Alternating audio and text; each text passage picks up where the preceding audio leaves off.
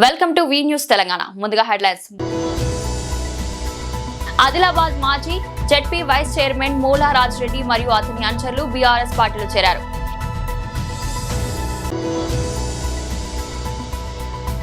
YSRCP general secretary MVS Nagireddy press meet.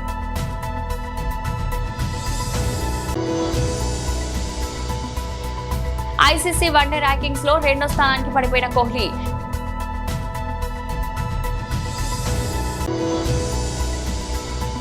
Medipalli PS లో media ప్రతినిధులతో arrive alive awareness program నిర్వహించాం. ఆదిలాబాద్ మాజీ జెడ్పీ వైస్ చైర్మన్ మూలా రాజిరెడ్డి మరియు అతని అనుచరులు బీఆర్ఎస్ పార్టీలో చేరారు. జై తెలంగాణ. అందరికీ నమస్కారం. గౌరవనీయులు సోదరుడు ప్రభుత్వ మాజీ విప్ చెన్నూరు మాజీ శాసనసభ్యులు తమ్ముడు బాల్కా సుమన్ గారు, గౌరవనీయులు ఈరోజు మరి గతంలో జిల్లా పరిషత్ ఉమ్మడి ఆదిలాబాద్ జిల్లాకి ఆ జిల్లా పరిషత్కి ఉపాధ్యక్షుడిగా పనిచేసి మళ్ళీ ఈరోజు తిరిగి కేసీఆర్ గారి నాయకత్వంలోనే తెలంగాణ ముందుకు పోతుందని చెప్పి ఆలోచన చేసి మరి గులాబీ కండువా కప్పుకున్న పెద్దలు గౌరవనీయులు శ్రీ మూల రాజిరెడ్డి గారు, తమ్ముడు శ్రీ గెల్లు శ్రీనివాస్ యాదవ్ గారు మన విద్యార్థి విభాగం రాష్ట్ర అధ్యక్షుడు, అట్లాగే సోదరులు అలీపురం వెంకటేశ్వర రెడ్డి గారు, వారితో పాటు వేదికపై ఆసీనులైన శ్రీమతి విజయారెడ్డి గారు, మైదం రవి గారు, కిషోర్ గౌడ్ గారు, ఇంకా చాలామంది మిత్రులు ఉన్నారు. వారందరికీ రాజా రమేష్ గారు, అట్లాగే మన సంపత్ గారు, ఇంకా పేరు పేరున ఎవరెవరి పేర్లు చెప్పలేదో వాళ్ళు ఎవరు ఏమనుకోవద్దని చెప్పి ముందే కోరుతూ, కొద్దిగా నాకు కూడా సిరిసిల్లలో ఈరోజు ఒక మార్కండే జాతర ఉన్నది, యాత్ర ఉన్నది, కాబట్టి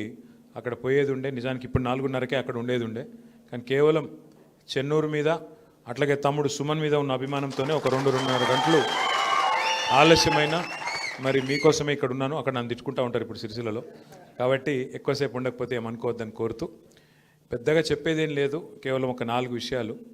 ఒకటి, మీకు తెలుసు అధికారం ఎవరికి శాశ్వతం కాదు. ఎప్పుడో ఒకప్పుడు అందరం అధికారం నుంచి జరగాల్సిందే, అలా తప్పేం లేదు. జీవితమే శాశ్వతం కాదు. ఈ అధికారం అనేది అందులో కొంత భాగం మాత్రమే, కాబట్టి మనం శాశ్వతమని ఎన్నడూ అనుకోలేదు. ఎన్నడూ 10 ఏళ్ళు పనిచేసినా కేసీఆర్ గారు ముఖ్యమంత్రిగా ప్రజలకు మంచి చేసే పని చేసిండు తప్ప చెడు చేసే పని మాత్రం కేసీఆర్ గారు చేయలేదు. ఇవాళ అందుకే ప్రజలు రాష్ట్ర వ్యాప్తంగా ఎక్కడైనా సరే, పల్లె అయినా పట్టణమైనా కేసీఆర్ గారిని గుర్తు చేసుకుంటూ ఉన్నారు. అయ్యో తప్పు జరిగిపోయింది, మోసపోయినాము, కాంగ్రెస్ చెప్పిన మోసపు మాటలు నమ్మినాము. ఇప్పుడు తమ్ముడు చదువుతూ ఉంటే నేను మనసులో నవ్వుకుంటా ఉన్నాను. ఎందుకంటే వివేక్ గారు ఇప్పుడు మంత్రిగా ఉన్నారు, వారు చెప్పినారు చెన్నూరులో ఇక్కడ పరిశ్రమ పెట్టి 40-45 వేల మందికి ఉద్యోగాలు ఇస్తా అని చెప్పినాడు. ఇవాళ నేను చెప్తున్నా, రాసి పెట్టుకోండి, ఇంకో 3 ఏళ్ళు ఉంది కదా వివేక్ గారికి, 45,000 కాదు 400 ఉద్యోగాలు కూడా ఇవ్వడు, రాసి పెట్టుకోండి. మోసం ఎట్లుంటుందంటే ఒక అట్లుంటుంది. మోసం ఎట్లుంటుందంటే మనోళ్ళు నమ్మినరు, కేసీఆర్ ₹1,00,000 ఇస్తుండు కదా, నేను తులం బంగారం ఇస్తా అన్నాడు. దాని మీదకి వెళ్ళి మనోళ్ళు ఏమనుకున్నారు, నిజంగానే ఇస్తాడేమో అనుకున్నాడు. మేము చెప్పినాం, నేను కూడా చెన్నూరుకు వచ్చిన ప్రచారానికి, అమ్మ వీళ్ళు మెడల పుసలతాడెత్తుకపోయే బ్యాచ్, వీళ్ళు బంగారం ఇయ్యరని చెప్పిన. అప్పుడు ఎందుకో ఆ మాయలో పడ్డరు. స్కూటీలు ఇస్తారట, తులం బంగారం ఇస్తారట, ముసలోళ్ళకి 2 ఇంట్లు ఉంటే 2కి పెన్షన్ ఇస్తారట, అది కూడా 4,000 ఇస్తారట, రైతులకు 15,000 ఇస్తారట, అవి కూడా 100 రోజులనే ఇస్తారట అని చెప్పి ఈస్ట్మన్ కలర్లో ఏదైతే సినిమా చూపెట్టినరో 100 రోజుల్లోనే 6 గ్యారంటీలు. అన్నిటికన్నా నవ్వొచ్చేది ఏంటంటే ఆయన ఉన్నాడు పెద్ద మనిషి, డిప్యూటీ సీఎం బట్టి విక్రమార్క గారు. ఆయన ఎంత అందంగా చెప్పిండంటే, ఎంత సిన్సియర్గా చెప్పిండంటే, మీరు చూడాలి ఆ వీడియో. ఇట్లా పట్టుకొని కార్డు పట్టుకొని, ఈ కార్డు చూడండి, జాగ్రత్తగా పెట్టుకోండి, ఒక 100 రోజులు జాగ్రత్తగా పెట్టుకుంటే దాని తర్వాత మీకు బ్రహ్మాండంగా ఈ స్కీమ్లో ఈ చాలా ముఖ్యమైన కార్డు ఇది, ఈ ముఖ్యమైన కార్డును మీరు జాగ్రత్తగా పెట్టుకోండి, 100 రోజులు అన్నీ చాలా అవుతాయి అని చెప్పి ఎంత బాగా చెప్పిండంటే, నిజంగా యాక్టింగ్ చూస్తే కమల్ హాసన్ కూడా. YSRCP general secretary MVS Nagireddy press meet నిర్వహించారు. ప్రకృతి వైపరీత్యాలు ఎప్పుడు కూడా ఖరీఫ్లోనే ఉంటాయి, కాబట్టి రాజశేఖర రెడ్డి గారు కేంద్ర ప్రభుత్వం మీద ఒత్తిడి తీసుకొచ్చి దాన్ని విలేజ్ యూనిట్కి తీసుకురావడం జరిగింది. వరి పంటని విలేజ్ యూనిట్కి తీసుకొచ్చిన తర్వాత కొంతవరకు లబ్ధి జరుగుతూ వచ్చింది. సో అదే మళ్ళీ దాన్ని ఫసల్ బీమా యోజన, వెదర్ బేస్డ్ బీమా అని చెప్పి 2గా డివైడ్ చేశారు. అంటే హార్టికల్చర్ క్రాప్స్ మీద మామిడి కానీ పంటలకి వాటన్నిటికీ వెదర్ బేస్డ్ ఇన్సూరెన్స్ కింద డివైడ్ చేయడం జరిగింది. ఈ డివైడ్ చేసినప్పుడు ప్రధాని మోడీ గారు వచ్చిన తర్వాత మోడీ గారు దాన్ని మళ్ళీ ఇంకా డెవలప్ చేస్తున్నాము అని చెప్పి దాంట్లో 2-3 అంశాలు, అంటే విత్తనం వేయకపోయినా సరే ఇన్సూరెన్స్ కనుక చేస్తే ఇన్సూరెన్స్ తర్వాత వర్షాలు లేక పంట విత్తనం వేయకపోయినా సరే వాళ్ళకి పరిహారం ఇవ్వాలి అనేది ఒక పాయింట్ ఉంది. తర్వాత 2-3 పాయింట్లు అనుకూలమైన పాయింట్లు ముందు పెట్టారు. తర్వాత యాసిడ్ అవి కూడా తీసేశారు. సరే, ఇప్పుడు ప్రస్తుతం ప్రధానమైన అంశం ఏమిటంటే జగన్మోహన్ రెడ్డి గారు పాదయాత్రలో సుదీర్ఘ పాదయాత్రలో వెళ్తున్నప్పుడు రైతులు ఇన్సూరెన్సు సుమారుగా 85 లక్షల కమతాలు ఆంధ్రప్రదేశ్లో ఉన్నాయి. దాంట్లో సాగు ఉన్న భూమి సాగు ఎక్కడైనా లేకపోయినా కూడా 75 లక్షల నుంచి 76-77 లక్షల మంది వ్యవసాయ కమతాలు సాగు చేసే రైతులు ఉన్నారు. సో వీళ్ళు రుణం తీసుకున్నప్పుడు మాత్రమే ఇన్సూరెన్స్ కంపల్సరీ ఇన్సూరెన్స్గా ఉన్నప్పుడు, అంటే నేను వెళ్ళి 5 ఎకరాలకు వరికి లోన్ తీసుకుంటే వరి ఇన్సూరెన్స్ బ్యాంకే కంపల్సరీగా చేసేసేది. అట్లాగే ప్రతి తీసుకున్నా సరే ఏది తీసుకున్నా రుణం తీసుకున్న వాళ్ళు మాత్రమే ఇన్సూరెన్స్లో కవర్ అవుతున్నారు. అంటే సుమారుగా 18 లక్షల మంది మాత్రమే ఇన్సూరెన్స్లో కవరేజ్లోకి వచ్చారు. ఆప్షనల్గా కట్టుకోవచ్చు రైతు, అంటే రుణం తీసుకోకపోయినా స్వతంత్రంగా వెళ్ళి. కానీ ఎవరికి తెలియదు, ఎవరు కట్టేవారు కాదు. 1,00,000 నుంచి 1,50,000 మంది మాత్రమే ఆప్షనల్గా ఉండేది.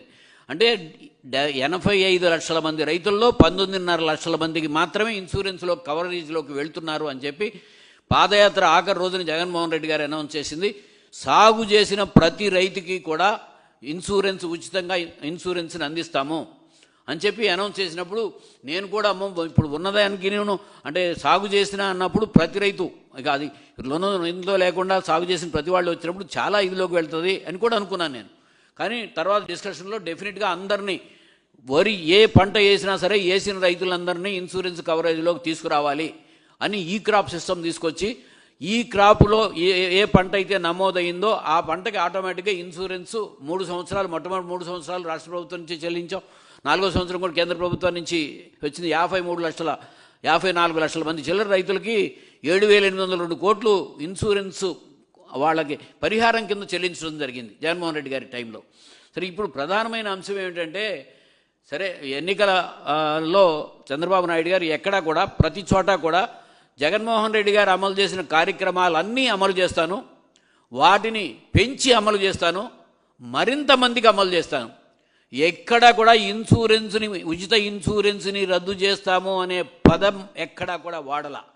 కానీ అధికారంలోకి రాగానే మొట్టమొదటిగా భారతదేశంలోనే ఆంధ్రప్రదేశే మొదలుపెట్టింది. రైతులకు సాగు చేసిన ప్రతి రైతుకి ఉపయోగపడే కార్యక్రమాన్ని ఉచిత ఇన్సూరెన్స్ని రద్దు చేసేయడం జరిగింది. అసలు మొదటి సంవత్సరం రద్దు చేశారనే team India star batter Virat Kohli ICC one day rankings లో తన అగ్రస్థానాన్ని కోల్పోయాడు.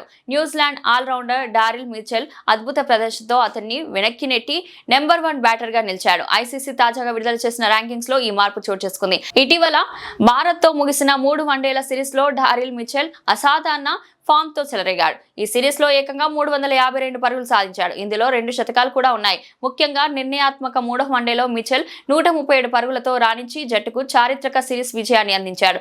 ఇదే మ్యాచ్ లో కోహ్లీ కూడా శతకం వాదినప్పటికీ మిచెల్ ఇన్నింగ్స్ ముందు అది సరిపోలేదు. సిరీస్ ఆశాంతం చూపిన ఈ నిలకడైన ప్రదర్శన అతడి ర్యాంకింగ్స్ ను అమాంతం పెంచింది. తాజా ర్యాంకింగ్స్ ప్రకారం డారిల్ మిచెల్ 845 రేటింగ్ పాయింట్లతో అగ్రస్థానంలో ఉండగా విరాట్ కోహ్లీ 795 పాయింట్లతో 2వ స్థానానికి పడిపోయాడు. వీరి తర్వాత ఆఫ్ఘనిస్తాన్ కు చెందిన ఇబ్రహీం జాద్రాన్, టీమిండియా కెప్టెన్ రోహిత్ శర్మ తర్వాతి స్థానాల్లో ఉన్నారు. గతేడాది నవంబర్లో కేవలం 3 రోజులు మాత్రమే నెంబర్ 1 స్థానంలో ఉన్న మిచెల్ ఇప్పుడు మరోసారి ఆ ర్యాంకును దక్కించుకోవడం విశేషం.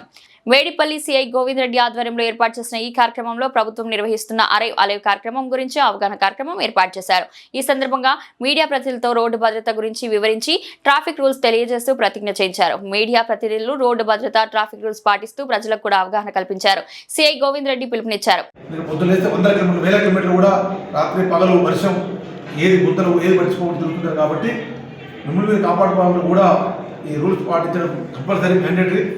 కాబట్టి మీరు ఒక్కసారి బయటికి వెళ్ళేటప్పుడు విధి నిర్వహణ ఎంత ఇంపార్టెంటో అంతకంటే ఎక్కువ ఇంపార్టెంట్ మంది కాపాడుకోవడం కూడా ఇంపార్టెంట్. కాబట్టి ఇది మైమరిచి పోకండి, గుర్తుపెట్టుకొని అందరూ కూడా మా యొక్క రిక్వెస్ట్, ఖచ్చితంగా రూల్స్ ఫాలో అవ్వండి. ఇది మిమ్మల్ని కాపాడుకోవడానికి. 2 నిజంగా స్టోరీ చెప్పినట్టుగా ఇతరులకు చెప్పినప్పుడు మనం ఫాలో కావాలి, అది ఫాలో అవ్వండి. ప్రజలకి వీలైనంత వ్యక్తిగా మీరు వారధిగా ఉండి ఇప్పటివరకు ఎలా ఎక్కడో ఒకరిద్దరు చిన్న మిస్టేక్స్ ఉన్నప్పటికీ కూడా మీడియా వైపు నుంచి బాధ్యతగా, ఎస్పెషల్లీ మన మేడిపల్లి మీడియా నేను వచ్చిన 2 సంవత్సరాల కాలంలో కూడా వీలైనంత కోఆపరేటివ్గా, వీలైనంత అవేర్నెస్ మేము ఇచ్చిన ప్రతి దాన్ని కూడా ప్రజలకి ఏ చిన్న ప్రోగ్రామ్ నేను చేసినా, ఎందుకంటే నేను ప్రోగ్రామ్ చేసి ఇప్పుడు మీరు ఉన్నారు 40 మందికి మీరు వింటారు, విన్న ఎంతమంది మర్చిపోతారో ఉంటారో తెలియదు, ఒకరు ఇద్దరు ఉండొచ్చు. కానీ మీరు పోయి రాస్తే ఖచ్చితంగా ప్రజల్లో కనీసానికి ఈ మన మేడ్పల్లో 6 లక్షల పాపులేషన్లో కనీసానికి ఒక 10,000 మంది చదువుతారు ఆ న్యూస్. ఏదో సోషల్ మీడియా సెక్రటరీ అయింది కానీ 10,000 మంది చదివినా కానీ ఒక 10 మంది మారినా కానీ ఎస్ మేము దాంట్లో సక్సెస్ అయినట్టే. ఎక్కువ మారితే వెరీ హ్యాపీ. కాబట్టి మీరు ఇన్ని రోజుల నుంచి కూడా మేము చేసే ప్రతి ప్రోగ్రామ్ని కూడా వారధిగా ఉండి చేసుకుంటూ వచ్చారు. ఇక ముందు కూడా వారధిగానే ఉండి ఇలానే హ్యాపీగా ఉండి ఈ 20,000 ప్రోగ్రామ్ కూడా ప్రజలందరూ కూడా ఈ ట్రాఫిక్ నియమాల పట్ల, ముఖ్యంగా ట్రాఫిక్ నియమాలు అందరికీ తెలుసు, కానీ ఆ నియమాలు వైలేట్ చేయడం వల్ల ఎక్కడెక్కడ సందర్భాల్లో ఎలా జరిగింది అనే దాన్ని కొంచెం మీరు జరిగినట్టుగా మీరు జాగ్రత్తగా ఎక్స్ప్లెయిన్ చేస్తే బాగుంటుందని మీ అందరికీ తెలియదు కాదు, మీ అందరికీ కూడా. కానీ మా వైపు నుంచి మా బాధ్యతగా ఏదంటే కదా అడగండి అమ్మాయి అన్నం పెట్టదని చెప్పేసి నా వైపు నుంచి చెప్పాల్సిన బాధ్యతగా నా రెస్పాన్సిబిలిటీగా మీకు ఇది చెప్పడం జరిగింది. సో ఐ హోప్ ఇక ముందు కూడా ఎలా అయితే ఇప్పటి వరకు ఒకరిద్దరు చిన్న మిస్టేక్ తప్పితే బాధ్యతగా మీరు ఎలా అయితే బాధ్యత గల ఫోర్త్ ఎస్టేట్గా రెస్పాన్సిబుల్గా మీరు ప్రజలకి బాధ్యత ఉన్నారో ఇక ముందు కూడా అట్లనే కంటిన్యూ చేయాలని, ఈ 20 ప్రోగ్రాం కూడా పెద్ద ఎత్తున ప్రజలకు తీసుకెళ్లి ప్రజల పట్ల అవగాహన కల్పించాలని మీ అందరికీ రిక్వెస్ట్ చేసుకుంటూ మరొకసారి మనందరం రూల్స్ పాటిద్దాము, ప్రజలందరూ కూడా రూల్స్ పాటించే విధంగా అవేర్నెస్ కల్పిద్దామని కోరుకుంటున్నాను. తర్వాత మంచిర్యాల జిల్లా మందమరిలో ఆధ్యాత్మిక వాతావరణం నెలకొంది. వనదేవతలైన సమ్మక్క సార్లమ్మకు మొక్కులు చెల్లించుకుందుకు భక్తులు కిరాణా దుకాణాల వద్దకు పోటెత్తారు. ఇందులో భాగంగా మాజీ విప్ నల్లాల ఓదేలు స్థానిక కిరాణా షాప్ వద్ద తన మొక్కును తీర్చుకున్నారు.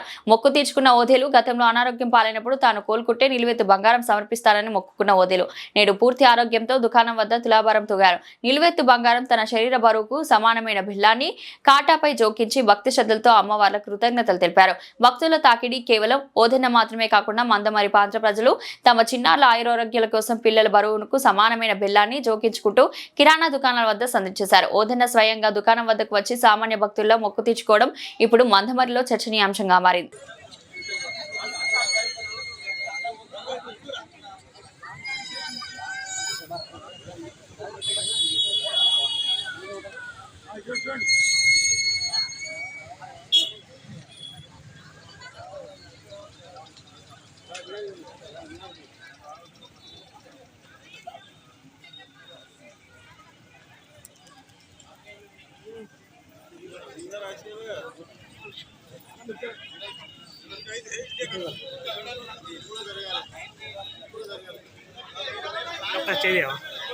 ఎప్పుడే చేస్తుంది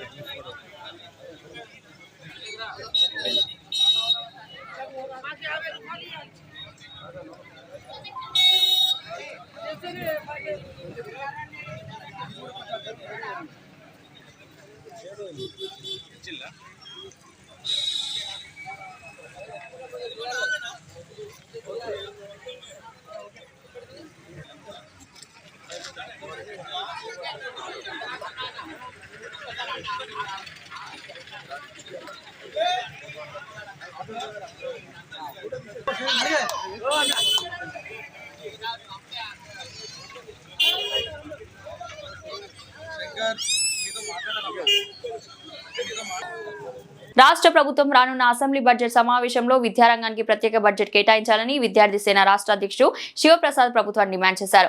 ఓయూ ఆర్ట్స్ కళాశాల వద్ద ఏర్పాటు చేసిన సమావేశంలో శివప్రసాద్ మాట్లాడుతూ ప్రత్యేక తెలంగాణ రాష్ట్ర ఏర్పడిన తర్వాత కూడా ప్రభుత్వాలు విద్యపై నిర్లక్ష్యం వహించాయని మండిపడ్డారు. కాంగ్రెస్ ప్రభుత్వం కూడా విద్యాశాఖ మంత్రిని కేటాయించకపోవడం విద్యపై నిర్లక్ష్యానికి ఉదాహరణ అన్నారు. ప్రభుత్వ పాఠశాలలో కనీస మౌలిక సౌకర్యాలు లేక విద్యార్థులు తీవ్ర ఇబ్బందులు గురవుతున్నారని, గురుకుల పాఠశాలలో విద్యార్థులు కలుషిత ఆహారం తిని మృతి చెందిన ఘటనలు ఉన్నాయన్నారు. యూనివర్సిటీలో టీచింగ్ స్టాఫ్ లేక నాణ్యమైన విద్య కూడా అందటం లేదని పేర్కొన్నారు. ఇప్పటికైనా విద్యకు అధిక ప్రాధాన్యత ఇచ్చి ప్రత్యేక బడ్జెట్ కేటాయించాలని డిమాండ్ చేశారు. ప్రభుత్వం ఒత్తిడి తెచ్చేందుకు రాష్ట్ర వ్యాప్తంగా ఉద్యమ కార్యాచరణను రూపొందిస్తామన్నారు.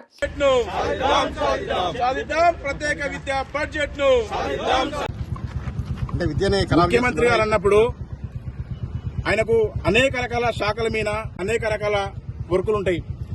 ఏ శాఖ మంత్రి ఆ శాఖ మంత్రికి నియమిస్తే ఆ శాఖలో పనితనము మెరుగుపడుతుంది. ఇలా విద్యాశాఖ మంత్రి కేటాయించకుండా తన దగ్గర పెట్టుకోవడం అంటే విద్య మీద ప్రేమ అంటాడు, ప్రేమికుని అంటాడు, కానీ కేవలం మాటలకే, కేవలం మీడియా మాటలకే తప్ప ఎక్కడ కూడా ఫలితాలు లేవు. ఇలా ఓయి ఒకటేనా ఈ రాష్ట్రంలో ఉన్న విశ్వవిద్యాలయాలు, అన్ని విశ్వవిద్యాలయాలకు ఎందుకో నువ్వు అక్కడ పరిశీలించండి కదా. ఎందుకు నువ్వు 2 సంవత్సరాలు అయింది ఈ రాష్ట్ర ముఖ్యమంత్రి పదవి చేపట్టి, ఇంతవరకు టీచింగ్, నాన్ టీచింగ్ పోస్ట్ ఎందుకు భర్తీ చేయవు? మీకున్న అడ్డంకులేంది? మీకున్న ఇబ్బందులేంది? ఈ సమాజంలో ఏ రంగం అభివృద్ధి చెందాలన్నా దానికి ముందు విద్యారంగం అభివృద్ధి చెందాలి. విద్యారంగం అభివృద్ధి అయితేనే మిగతా రంగాలు అభివృద్ధి అవుతాయి. కానీ ఈ రాష్ట్ర ప్రభుత్వాలు అలాంటి విద్యారంగాన్ని ఇలా నిర్లక్ష్యం గురి చేస్తా ఉన్నాయి. ప్రైవేటు విద్యారంగాన్ని పెంచి పోషిస్తున్నాయి తప్ప ఇలా గ్రామీణ ప్రాంతాల్లో ఉన్న పేద మధ్యతరగతి విద్యార్థులకు నాణ్యమైన విద్య అందట్లేదు. అందుకోసమే ఒక విద్యార్థి నాయకుడు నేను ఇలా ప్రశ్నిస్తా ఉన్నా ఈ రాష్ట్ర ప్రభుత్వాన్ని, ఎందుకోసం మీరు నాణ్యమైన విద్యను అందిస్తలేరు? ఉన్న పాఠశాలను పక్కన పెట్టి, ఉన్న గురుకుల పాఠశాలను పక్కన పెట్టి కొత్తగా యంగ్ ఇండియా స్కూల్ అని తేవడానికి కారణం ఏంది? దేనికోసం మీరు తెస్తా ఉన్నారు? కొత్త building దీనికోసమేనా?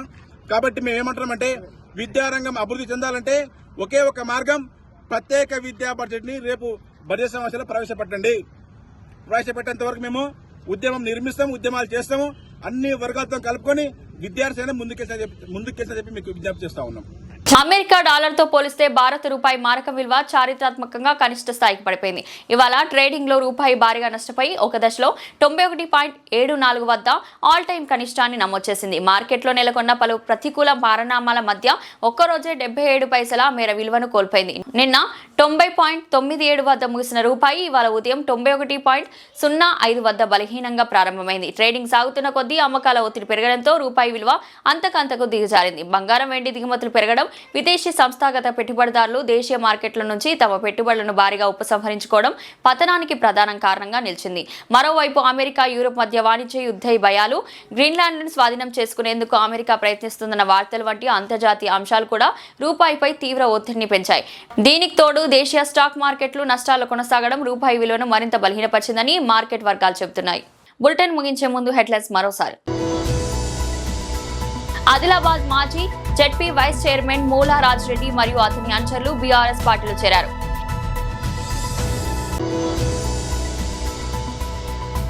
YSRCP general secretary MVS Nagireddy press meet.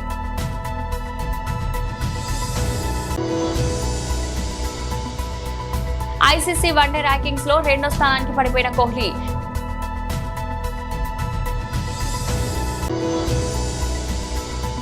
Medipalli PS లో మీడియా ప్రతినిధులతో అరైవ్ అలైవ్ అవేర్నెస్ ప్రోగ్రామ్ నిర్వహించాం.